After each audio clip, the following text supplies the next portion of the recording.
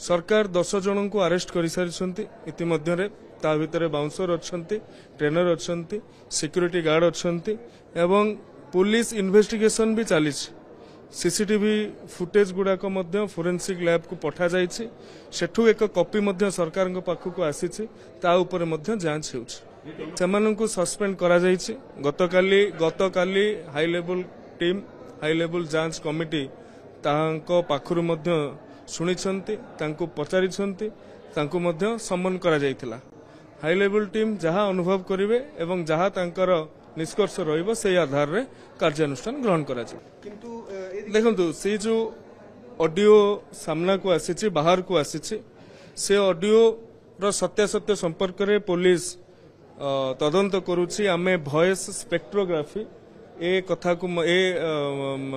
को आमे गुरुत्व दउछु एवं जदि ताहा सत बाहरिबो तबे आईटी एक्ट भी लागिबो सेतिर धन्यवाद हाई लेवल टीम करेलु